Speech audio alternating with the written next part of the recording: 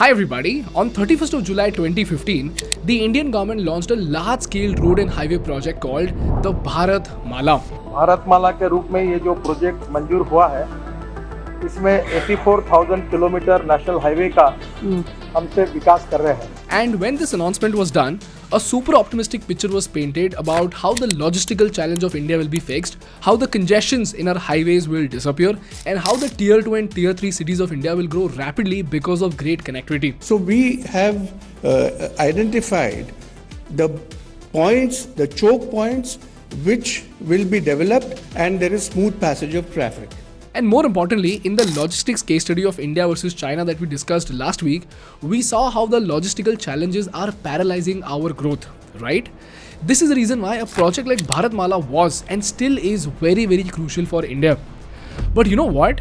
You would be shocked to know that this critical project, which was to be completed in 2022, has been delayed for at least 6 years to 2028.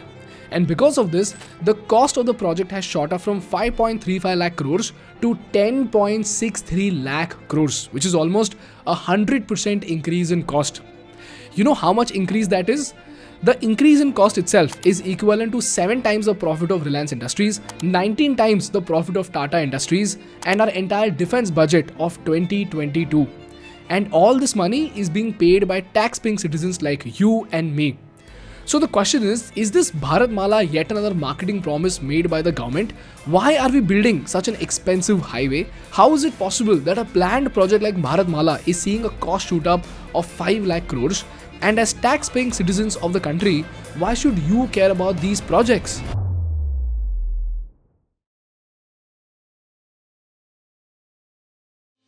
And before we move on, let me tell you about the sponsors of today's episode, and that is makeO toothsi. makeO toothsi is an Indian D2C brand which wants to replace traditional metal braces used for correcting issues like crooked teeth or teeth gaps with their teeth aligners. Metal braces cannot be removed, they restrict you from eating your favorite food, and they draw attention and can be very, very painful.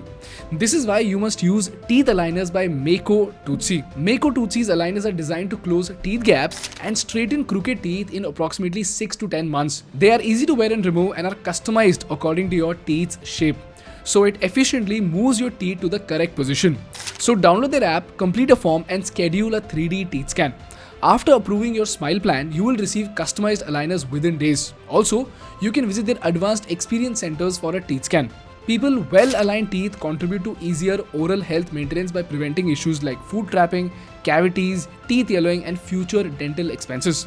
So if you need this, book makeO toothsi's free scan from the link in the description. And the best part is, it's free for the first 1,000 people who use the link in the description.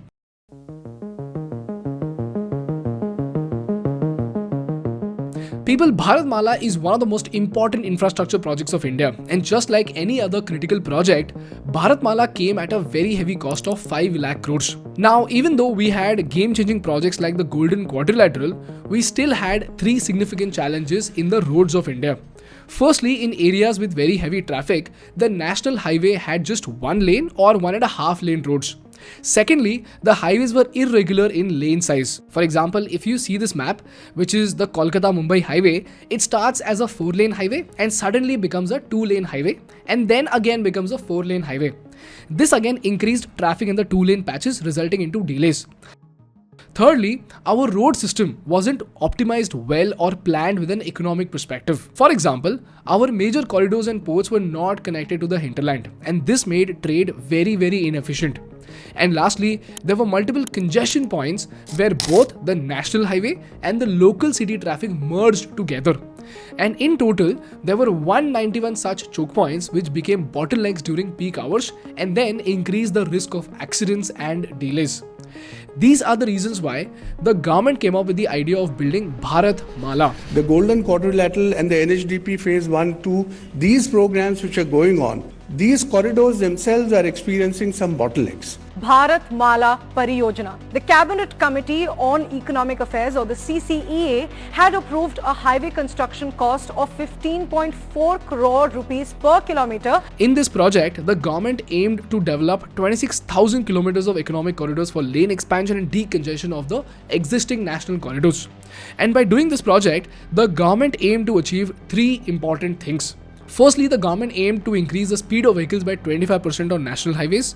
Number two, they aimed to decrease the supply chain costs from the current average of 18% to 6%. And lastly, it aimed to connect the multimodal logistics parks to improve the logistical systems of India. So everything sounds great, right? But you know what? The sad news is that the Bharatmala project is running into some very, very deep troubles. And like we saw in the intro, the total cost for completing the Bharatmala project was supposed to be 5.35 lakh crores. But as of December 2021, the cost has shot up to reach 10.63 lakh crores. So the question is, why has the cost increased so much? And this is what tells us why India is lagging so far behind China. The first problem is the soaring cost of land acquisition. So long story short, whenever an industry or highway has to be constructed, a huge chunk of land needs to be acquired from the existing landlords, and since these lands are very, very vast, the number of landlords are very high. So 70 to 80% of them have to be convinced, the negotiation needs to be done, people have to be rehabilitated, and several other formalities have to be done to set up the land for the project. And this again takes anywhere between a few months to a year for each batch. And together, for thousands of square kilometers of land, it could take a very, very long time. And during this time, the cost of the land shoots up drastically, and hence the land acquisition cost shoots up. So originally, this cost was budgeted to be 30,000 crores. But now, the expense for acquiring land for the Bharatmala program have skyrocketed by 5 times. Secondly, because of general inflation, the cost of input material has increased. So if you calculate the effect of inflation from 2015 to 2023, it turns out to be 45%. So if constructing a 1 kilometer road cost 10 crore rupees in 2015, the same 1 kilometer road construction will cost somewhere between 14.5 to 15 crores in 2023. So per 100 kilometer stretch, the cost will increase by 450 crores, and for 30,000 kilometers, that is an insane increase of 1.35 lakh crores. And mind you, we have not yet added the cost of land acquisition, which has increased by 5 times. And thirdly, the interest is growing faster than toll collections. Now, as we all know, when highways are built, the government collects tolls from the citizens and then pays back the loan that it has taken from the banks. So the toll is an important source of income to pay back these loans. But you know what, guys? The National Highway Authority of India has taken up so much debt that their external borrowings have shot up from 75,385 crores in March 2017 to 3.48 lakh crores by March 2022. That's a 4.6 times increase in debt. And because of this, the interest payments have been shooting up to crazy levels. If you see this graph, you will see that our interest on these borrowings has outpaced toll collections by 6 freaking times. So do you realize, this way the government will never be able to pay back its loans, and let alone the principal, the NHAI is not even able to pay back the interest. And in spite of all this, as of July 2022, only 23% of the project was complete. This is the reason why the government has instructed NHAI to stop their external borrowings for FY23 and FY24. So now the NHAI needs to both build the highway as well as reduce its debt burden.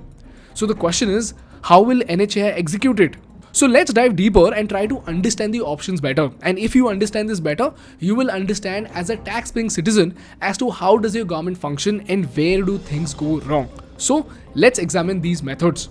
The first method is the securitization of future toll revenues. Now I know this sounds a bit complex, but don't worry. I will explain this in very simple words. Let's say you run a restaurant in Delhi that is doing very well and it generates a profit of 5 lakhs per month. And you know very well that you can open up another restaurant in Mumbai and that will also do very well. But the problem is that setting up the Mumbai restaurant will cost you at least 3 crore rupees. On top of that, you only have 1 crores along with 1.4 crores in loan eligibility. So in total, you can raise only 2.4 crores and you're falling short by 60 lakhs. This is where your consultant suggests you something absolutely amazing. What he suggests is, because you know for sure that your next restaurant will do very well, you can take money from investors and then pay them back using the sale of the new restaurant. So let's say 5 investors put in 60 lakhs together, and in total you have 3 crores of capital to open up a new restaurant in Bombay. Now this restaurant does so well that it starts generating a profit of 3 lakhs per month by the end of the year. And now you can actually pay back your investors with this money. So if the investors agree to invest for 5 years with a 10% interest, you would pay back 12 lakhs in principal plus 6 lakhs in interest per year to your investors. So in total, out of the 36 lakhs in profits, you would pay back 18 lakhs to your investors for the next 5 years. And then you can continue to run your restaurants without any pressure from the investors. This is how securitization using the revenues of a future asset is done. And just like the restaurant story, the government right now has the option to securitize the future toll revenue. So just like you raised money for your new restaurant, the government can raise money for its future highway projects. And just like you paid the investor through the profit generated by the new restaurant, the government can pay back the interest and principal to the investors with the toll revenue generated after the completion of the highway. This way, the government gets money upfront, the investors get fixed returns, and the country gets a highway. But as of now, NHAI's attempts to monetize its assets have been so slow that they have monetized only 10% of the 1.6 lakh crore target in the first 2 years. This is the first method in which NHAI can raise money. And this brings us to the second method, which is another investment instrument called InvITs. Now, if you already know what is an InvIT, you can skip to this timestamp. If you don't, again, here's a very simple explanation of the same. Let's say the government wants to build an airport which requires 2,000 crores. So just like a bond, the government will issue a 2,000 crore InvIT, which is divided into 1 crore units, with each unit costing 2,000 rupees. So if you buy 10 units, you would invest 20,000 rupees in total. And just like you, when thousands of investors buy these units, together they would buy 2,000 crore worth of units. And this 2,000 crores will be used by the government to build an airport. And after that airport is built, when the airport generates a profit of 500 crores, 90% of this profit, as in 450 crores, will be distributed among the investors every year. And 10% will be kept for expansion and maintenance. So now 450 crores will be distributed to 1 crore units, which comes down to 450 rupees per investor for the first year. So since you bought 2 units, you will get 450 into 10, which is 4,500 rupees for the first year. And as time passes, just like this, whatever profit the airport generates, 90% of that profit will be distributed among the investors every year. So again, it's a win-win.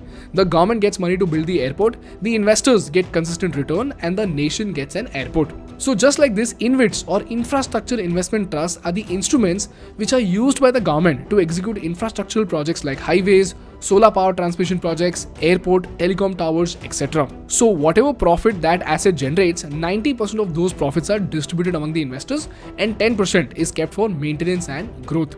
This is how an InvIT works.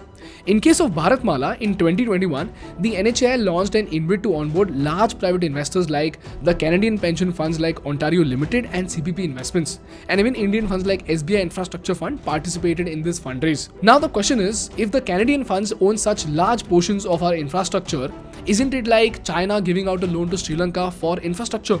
So if we default, will the Canadian funds own our infra projects? Well, it's not as harsh as China, Sri Lanka, but yes, there is some risk to foreign exposure. This is the reason why the government has the third funding option, which are toll operated transfer contracts. Now I know this sounds a bit complex, but don't worry.